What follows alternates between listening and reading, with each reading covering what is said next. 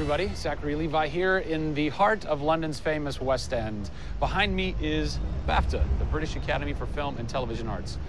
Why are we here? Excellent question. For starters, Tomb Raider, the series, has garnered a lot of love and accolade from BAFTA over the years. Some of the key players on Crystal's dev team are BAFTA LA members. And to top it all off, legendary video game composer Jason Graves is a BAFTA winner. We're going to catch up with him in just a bit, but first, a little trip to Raleigh, North Carolina, where we go behind the scenes at Jason's recording studio. These are the final hours of Tomb Raider.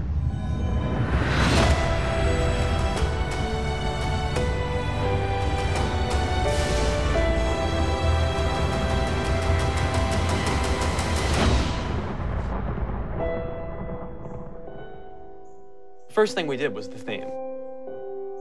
There have been many composers in the games or the films, but they've always used the original theme.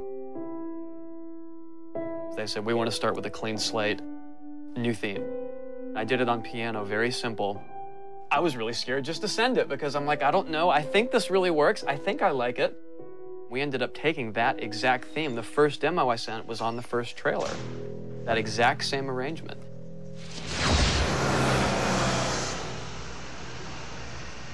So, Jason, currently you're working on this reimagining of Tomb Raider. When you're taking on a new project, what are the things that attract you to that project?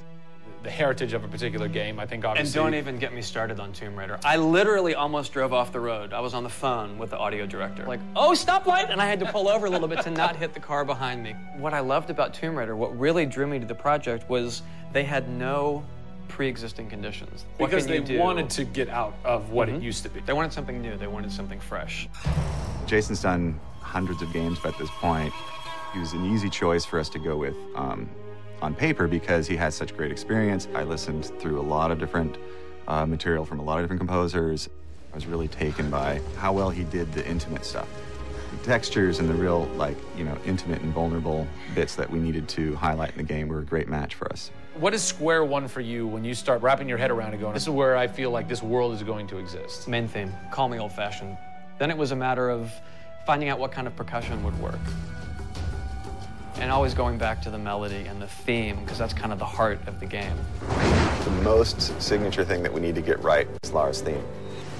One of our big goals was that it can be used in any emotional context. What does it sound like?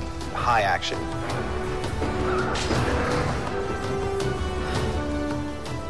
What does it sound like when she's in pain?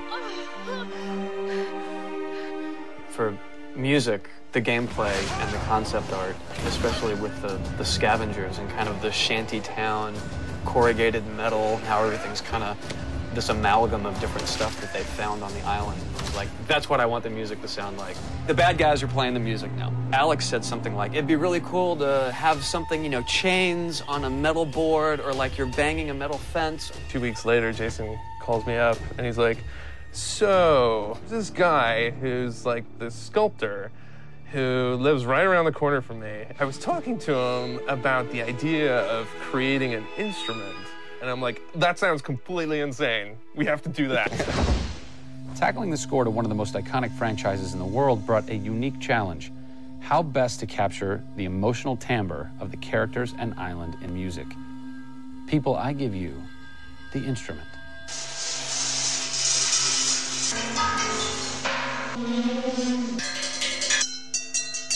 The instrument. I was going to let Matt determine the aesthetics. I was really only concerned about the sounds that the sculpture was going to make. Matt built this, which looks pretty much exactly like Laura's original homemade bow in the game. There's different timbres based on different materials, metal, glass.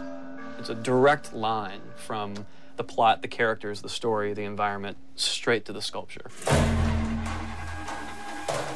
We always wanted the island to have that character in itself. Creating an instrument gave it this unique identity. It's got a voice. Yeah.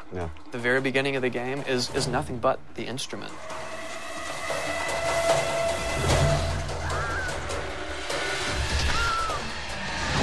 Who do you look at in video games or in film that you go, what they've done has shaped who I am and what I do for a living? They're all dead, unfortunately. What? Yeah, I know. It's classical composers. All classical? Yeah, I'm kind of going directly back to the source. Yeah. Prokofiev's, Tchaikovsky. Even for some of the scary stuff, you've got Penderecki, who's a Polish composer. Actually, he's still alive. It kind of goes back to ballets or opera, which is kind of the precursor to film and video games. You know, they were telling a story. Yeah. And that's what I love about that music. It tells a story. Even if you don't know the plot, you can listen to it. And film music's the same way. It's tough with games to do things that are subtle. You want to make Lara relatable, make her realistic. Got another one. She went down over there. Tell her story from the beginning and show how she became the superhero she becomes. One of the first things that I ask any developer is the emotion. Because to me, that's the biggest thing that music can do in a tenth of a second. The music just, it nails the emotion.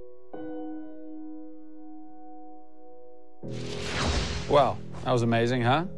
I personally don't think I've ever sounded so good in an interview before, although Jason, Jack, and Alex are audio savants, so that would make perfect sense. I cannot wait to jump into this game, not just for the amazing action, but the emotion and mood and tone that they're going to set with their incredible skill.